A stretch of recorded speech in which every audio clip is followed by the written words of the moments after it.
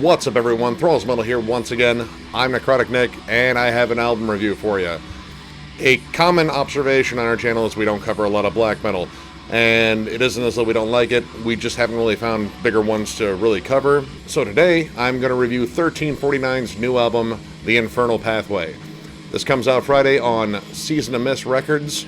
This is their 7th full-length, along with a litany of EPs in there too. They're from Oslo, Norway, and a little thing I didn't know about them is the band's name is a reference to the year that the Black Plague arrived in Norway. So, yeah, pretty cool little bit of awful history there. So the album opens with Abyssos Antithesis.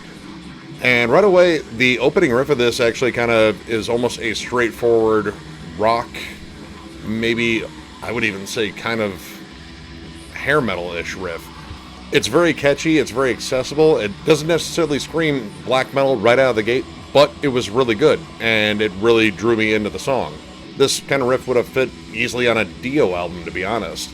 Love the guitar tone on this, it was very similar to Abath. Maybe the production's slightly more compressed than his albums, he likes a more full sound here lately, but I really dug it, and especially the dissonant riffs really came through very clearly on here, and it's just a really nice tone. Now, I was surprised right away that after this awesome little almost power metal, hair metal riff, whatever it is, transition into almost full-bore thrash metal. It's definitely still black metal, 100%, but very, very thrashy, very fast, definitely reminiscent of Marduk especially, just because they love to lay on that blast beat and just keep coming at you. But underneath that definitely has like some early Sodom in there too. Not necessarily the more black metal years, but definitely like the Agent Orange years. The very, very much thrash metal years. I really like the vocal performance on this. It's pretty much a one-note delivery, but I really liked it. The way his cadences rolled, they really punctuated the songs. And it really reminded me a lot of Satyricon, which I'm a big Satyricon fan, so that's always good. Now, I was really surprised at the technical transitions, and this carries on through a good chunk of the album. Not only on the opening track, but on a good chunk of the tracks, especially Tower Upon Tower and Enter Cold Void Dreaming. Now, Cold Void Dreaming definitely has a fierce, immortal feel to it. I really like the great use of melody on here. Good thrashy sections that have some really killer hooks in here. But on this song, and the following song too, there are sections here that seem like the transitions are too knee-jerk. Not necessarily sloppy, but maybe just too impulsive to want to change the song when you're really building on a moment. You just kind of transition this next one when the first one really hasn't sunk in enough yet. And it just feels like they were trying to be too busy and trying to cram too many ideas into these songs. And you kind of lose the sense of the flow of the overall song. So you kind of get lost in there. Now, Tower Upon Tower opens up with this really cool dissonant riff, and it's very slow, and you kind of feel like you're going to get a slower, more dirgy kind of song out of it, but then it abruptly abandons that and shifts over to pretty much their main wheelhouse of just fast, thrashy blast beats and just in-your-face riffing. I love that, but I felt like they kind of left something on the table there and they could have really built into that, and it just kind of transitioned really knee-jerk into it. So now it has a great driving rhythm to it, and I really like most of the song, and then it kind of comes back to that opening part, kinda. It's basically the same melody, but it's a cleaner tone, and once again they only tease it for a moment, and then move on to another part that does not repeat, which was a weird kind of spoken word section, which I didn't think really added much to the song. It almost seemed like it was kind of tacked on and unnecessary. Some of this brought up the issues I have with tech death. I like tech death, but sometimes they just keep throwing in different sections rather than building on one section. They just want to dazzle you with, oh hey, there's another section here, another cool section. And whether or not they build well into the first one or the last one, really doesn't matter. They just want to keep dazzling you. It's not so much that on here, but the way they're moving from bit to bit on some of these songs without really building on the previous moment kind of felt the same way. Now, two songs that I absolutely loved on here were Deeper Still and Striding the Chasm. I think these are back-to-back two of the best songs on here. They are way more straight ahead, way more straightforward, awesome tremolo riffing and some thrashier sections in there, but This one doesn't bother with knee-jerk transitions. They're actually very smooth in here, and they keep the song building and moving forward. Both of these songs have that sort of feel to it. They're loaded with solid hooks, and this one kind of felt more like this was in their comfort zone. They weren't trying to experiment much, but they were just trying to write solid black metal songs.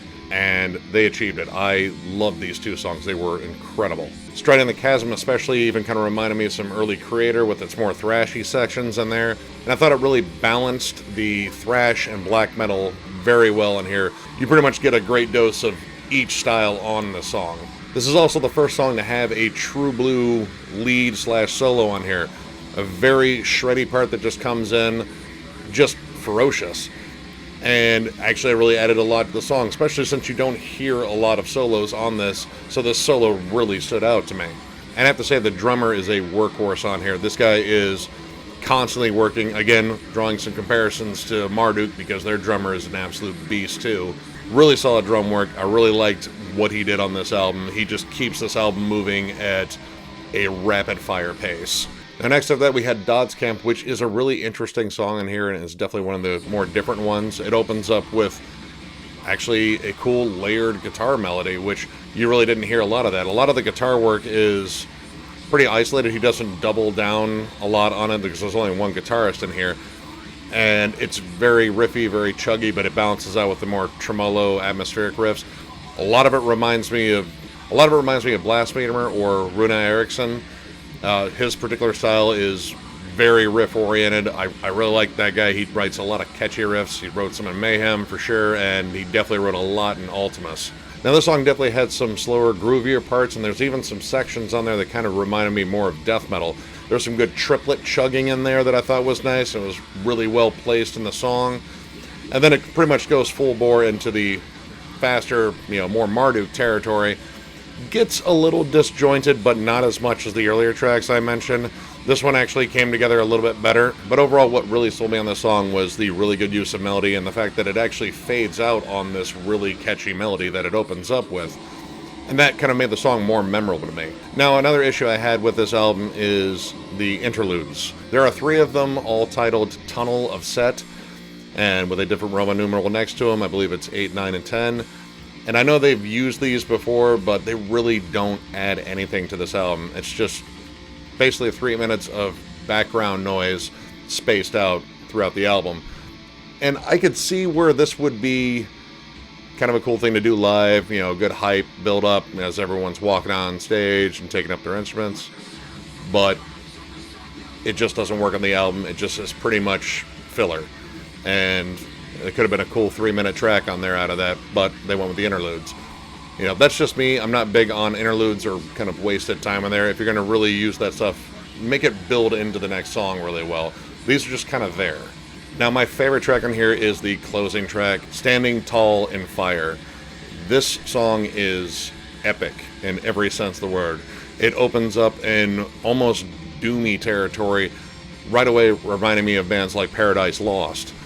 There's a cool spoken word over here when it's layered with whispers, and I really like how this song really built up this tension and goes full bore into this more mid-tempo, tremolo-driven black metal song that was really atmospheric. It created a cool mood throughout.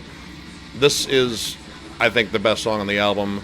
It's the longest song on the album at over 8 minutes, and it is beautifully constructed. There are parts in here where they isolate the bass and the vocals with a little bit of cymbal work in there, and again, it creates this cool mood, this very cold, grim, cult, whatever your choice descriptor is for black metal. It actually does that really well. Easily the most melody-driven song. It really reminded me a lot of Emperor and Enslaved. There's a really cool solo in here that is distinctly different than the other noted solo on here. Very melodic, very tasteful. This is just an awesome song in every sense of the word, and I'll definitely be jamming that one again. So all in all, I'm going to give this album 3 stars. I think it's a decent album. It's really good. Not without its flaws, and I think some wasted time here, and maybe some decisions to try more technical flourishes in there that really took away from the song rather than added to it. But when they're firing on all cylinders and playing to their strengths and their comfort zone, they're nailing it. They're doing a great job. Definitely recommend checking this release out, especially if you're a fan of black metal. Definitely a solid listen. I'll definitely be checking out more from these guys, because this is a band I definitely need to get more of so I can get more into their sound, because there's a lot of stuff on here I like. So, if you like the review, give it a thumbs up, and if you are new to the channel, subscribe, because we do this shit all the time. Catch you guys later.